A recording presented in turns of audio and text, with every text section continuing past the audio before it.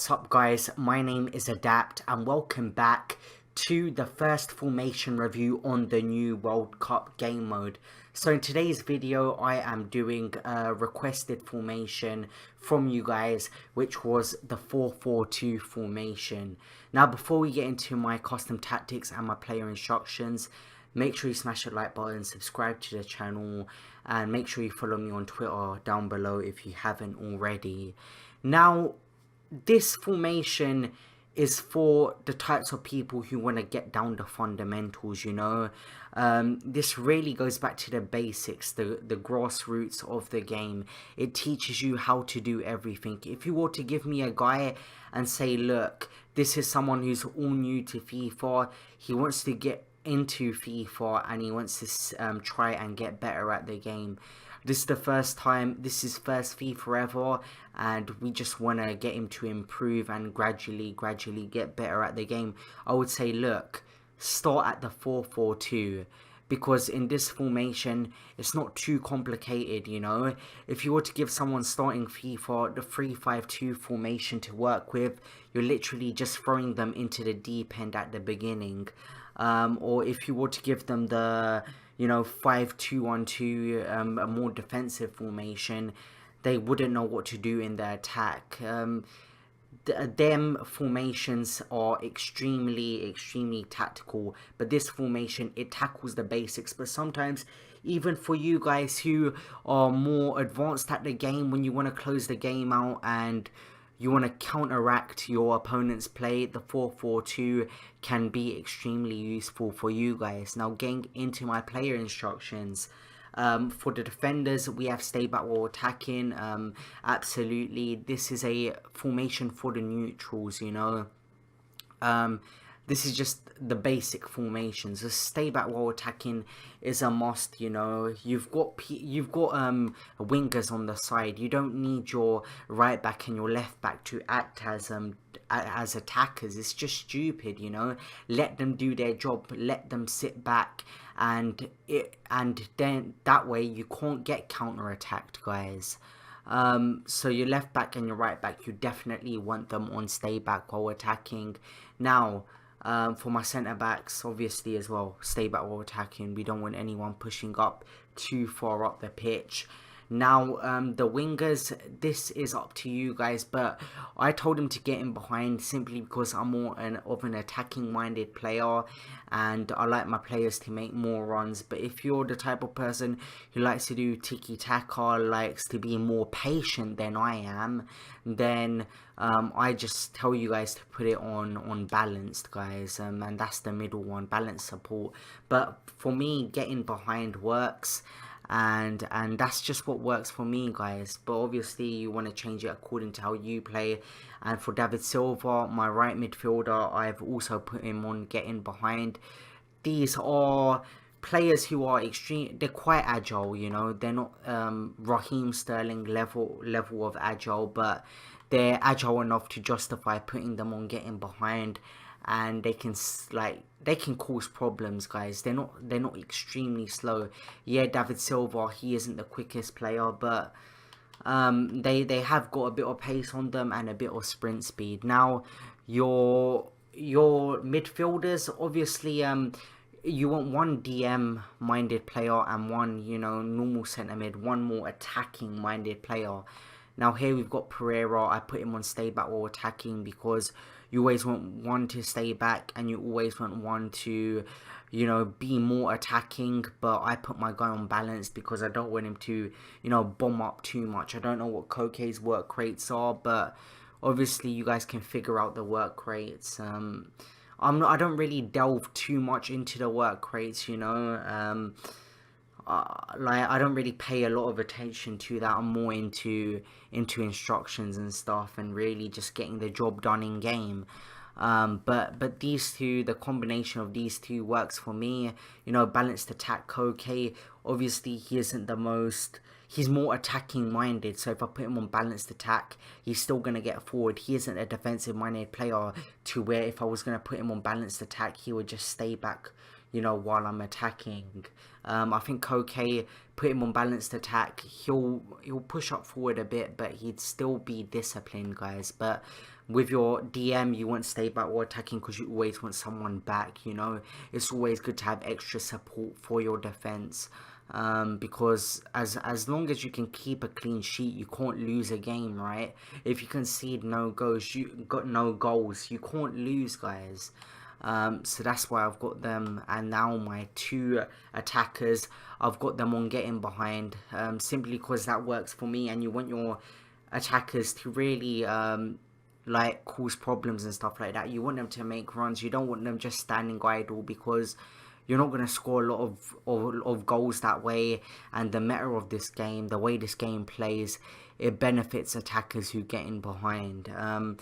I also put them on press back line. I don't want to give my opposition too much time on the ball, because if I do, they're going to get comfortable and they're going to get too confident. We don't want our opposition getting too confident. We want them being sloppy. We want them making sloppy passes and possibly even giving the ball back to us in dangerous positions to where we can score a goal. And in the gameplay later on in this video, you're going to see examples of that. Now, getting into my custom tactics in this formation, I have speed on 65 because I'm more of an attacking minded player, and speed in the players who play quicker, the game seems to benefit them more, especially in an attacking point of view. If you play quicker FIFA, it's more difficult for your opponent to read what you're going to do. So this formation is obviously a basic formation, so we don't want to be pushing it with the speed, but I pushed it to 65, and that we seem to find a good balance there.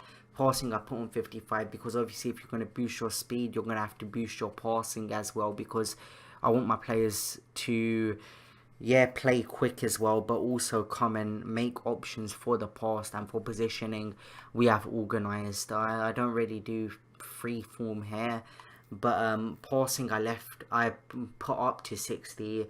Sorry guys, as I increase the passing, you'll see a trend in the chance creation. I put the pass into 60 here, because obviously in this formation you want to be playing tiki-taka as well. You've got 4 midfielders and you've got 2 attackers up front, so you've got a pretty packed midfield, and they're so they like work together as a unit, guys. Now crossing I put on 50. This formation you're gonna find opportunities to cross, but I'm not much of a crosser myself. If you guys like to cross a lot, then I'd recommend turning that up, as this formation can work very well for you if you're a fan of crossing and shooting. Obviously I put it on 60 to match my passing, and the positioning I left on organised. Now pressure, I always like my defenders to put a bit more pressure on my opponents, so it rushes them. If you lay back on your opponents too much, guys, they're going to be left with an abundance of space, and that's, anyone can take a long shots being so not overpowered, I'd say, but you can definitely score a lot of goals from long shots. I've seen it a lot in this FIFA. So pressure, you want to be pressing your opponents a lot. That's why I put on 55. But then you have to contrast that with the formation I'm playing in the 4-4-2. They maintain a structure, and that's why I've only turned it up to 55. Aggression, I left that at 50. I didn't want to tamper with that too much. It seems to work for me. And the team width I've left at 50, because I don't want my team, pushing too far apart or pushing too close together. If you leave the team width at 50, that's what you should be doing. You don't want them confusing their roles, because if you have that, you're gonna have your fullbacks pushing it more central, and you're gonna be exposed on the wings, and you don't want that happening. Otherwise, what's the point of playing in this formation? And your defender line, you always want it on cover, unless you're playing in some free back formations, which might be better for some of you guys play offside trap in different formations, but definitely for this one, I'd say to use cover. So that is my custom tactics and my player instructions in this formation. So let's get right into the gameplay. Now, getting into this formation review, the first thing I am going to say is that you just can't go wrong with this formation. You're going to watch in the gameplay. me do things, you know, which are just, you know, so basic, but so many people struggle to get it right. It's all about execution, you know. And if you're having trouble with this formation, maybe it's not the game, maybe it's just your playing ability. If someone just said to me, you know what, I just want to get better on the game, I want to get better on the sticks, and I want to, you know, improve my gameplay, I would say, look, go to the 4-4-2 formation. That's the balanced formation, that's the most neutral formation in the game, you know. It's the fundamentals, you know. And when you're really struggling to win games, you know, in foot champs, when you have bad games, sometimes you have to take a step back and you have to say, look, like, I really need to focus on my gameplay and I need to see where I'm going wrong. And this formation allows you to do that. You know, also people like underrate this formation. It's also a good formation for protecting the lead. I've been up in difficult games in foot champs, switch to the 4-4-2, you know, and sometimes I'll bring on 2 DMs, or I'd have 1 DM on the pitch already and bring on another DM, and then them DMs will kind of just sit back if I tell them to stay back while attacking, and it will just create a lot more space and a lot more security for my defense. Left mid, the wingers aren't left isolated, your strikers aren't left isolated. Everyone works as a unit. That's why this formation is so effective. You'll never find yourself, you know, looking for a player. You'll never find yourself having to, you know, use the LT a lot and use LTRT to drag the ball back and wait for players to make runs, because usually there's always someone there you can pass to. If you're really patient in the game, this formation will reward you, because it rewards, you know, not necessarily, I don't want to say slow gameplay, but it rewards patient people, you know. If you look at how Germany play in real life, they're extremely efficient, you know. Even yeah, like, they wanna, every shot on goal, they want it to be a goal. Every shot they have on target, you know, they want it to be in an opportunity where the ball can go into the back of the net. That's what you get rewarded for in this formation, you know. But nevertheless, you can also take a long shot sometimes. You guys are going to see in the gameplay, because I have 2 attackers getting in behind, my opponent doesn't know what's happening, you know. He's trying to mark Luis Hernandez, he's trying to mark Vardy, but they push 2 back to mark my players, and it just leaves me with open space. And with that open space, you know, sometimes you need to punish your opponents and take a long shot. And, you know, sometimes it went in this gameplay you're seeing. You guys are seeing right there that nice skill I did with my left mid, some nice stick work, right? And in this formation, your wingers can get advanced at times, you know, but it's got a good mix of everything and balance. That's the most important word when describing this formation, guys. And I did manage to win the World Cup with this formation. Obviously, I didn't include all of the gameplay, but I did do it. I can show you guys evidence in another video if you don't believe me, but I did manage to win the World Cup. And it just shows you guys how effective this formation can be. You know, pros have used it in LAN tournaments, and there's a reason for that. This formation, if you know how to use it wisely and you know how to use it effectively, this can be your like favorite formation in the game. Trust me, guys, it's got that potential. It's so basic, but sometimes people try and get so complicated with things, custom tactics, player instructions, all of that, and they don't focus on their gameplay. Don't get caught up in custom tactics and your formation so much, guys. You know, people get more like too obsessed with it. Yes, it does give you a slight edge. Yes, it's important to get used to one formation and stick with that formation.